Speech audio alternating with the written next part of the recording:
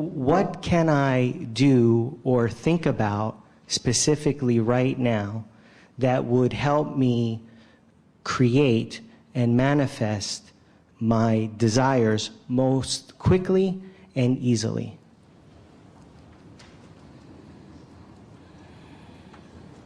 I've already created them, and they don't need to come fast. And if I will chill out, they will come easily.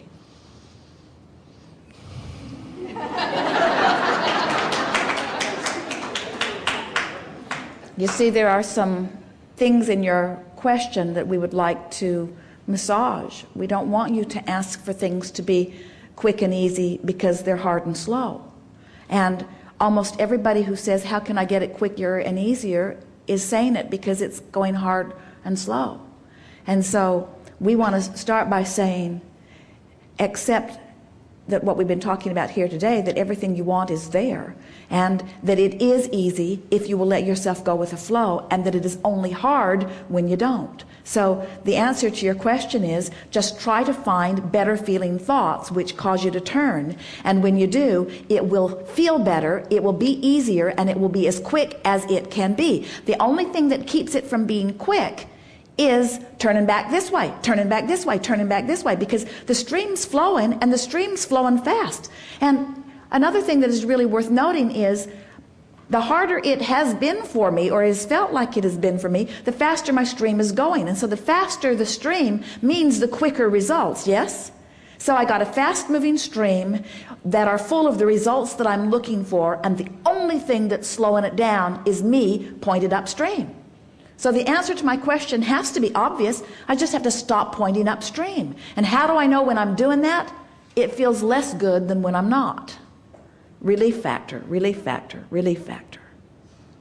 So stop looking for all the way results and just look for turning point results, and then it gets easier and easier and easier and easier.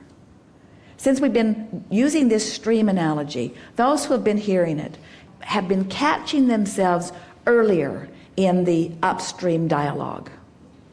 Jerry and Esther will be driving. Esther is driving, Jerry is riding somewhere, always it seems. And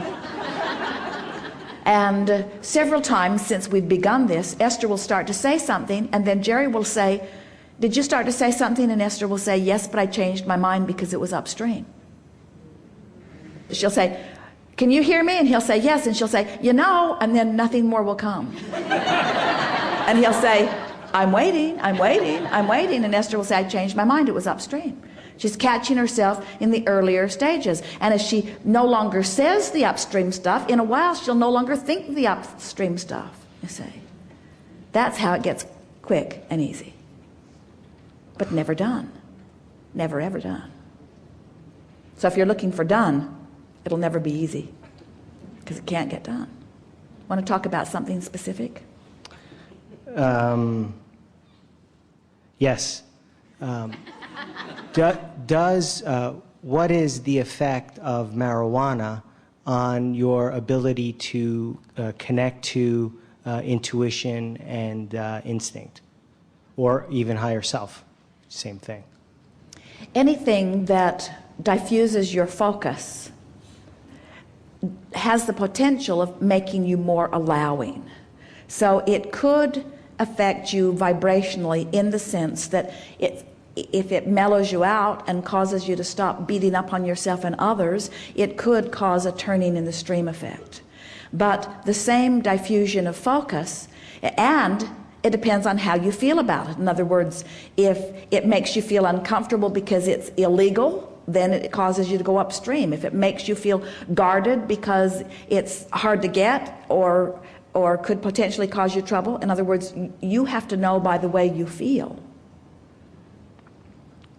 We teach meditation as the same turning in the stream, but many marijuana users are not in agreement that it's as much fun.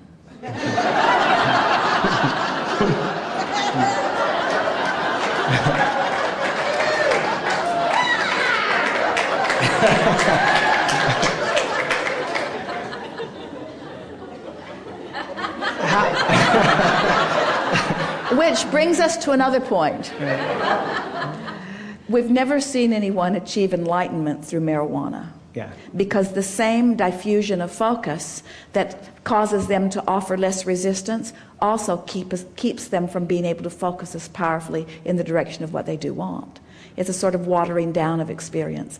It's sort of like we encourage, meditation is a really good bridge to, let's say you've been beating the drum of something and it's something that you don't want that makes you feel negative, and you think, well, I should think a more positive thought about that. But there are no positive thoughts about that active anywhere within you because you've been beating that negative drum for so long that it's like you're setting your radio dial on 106 and trying to hear what's being broadcast on 98. The frequencies are so far apart.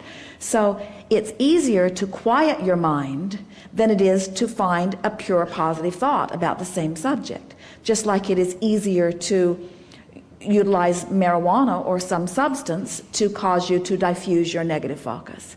But the disadvantage of both the marijuana and the meditation is that once you come out of it, it's logical that you're going to pick up the drum and start beating it right where it was. And that's why we are encouraging a deliberate choice by choice turning in the stream, because that way you affect lasting choices. If 100 times today you deliberately choose something that feels better, you have affected your vibrational point of attraction. You just have. So the people, the experiences, and even the thoughts that you now have access to by law of attraction have shifted. Where it's like when you go to sleep at night, let's say you're worried, so you're negatively attracting, you go to sleep. While you slumber, you stop your negative attraction because you withdraw your focus. But when you wake up, very good odds that you're going to pick up right where you left off, because while you slumbered, you weren't doing anything about improving your... So that's why we would say 10 or 15 minutes of deliberately focusing in the direction of what feels good is far more effective than sleeping or meditating or using some drug that just takes you out of the game, so to speak, temporarily. It gives you relief, it just doesn't affect your vibration. That's the answer. And relief is worth something. Wow. Thank you.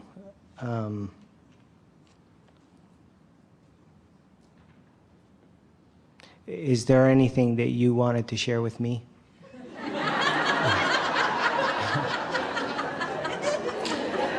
Your vibrational escrow is full of all of the things that you've wanted, and much of it, if you were to see it today, you wouldn't even be able to identify it as yours, because it is a combination of so many things that you've been asking for incrementally.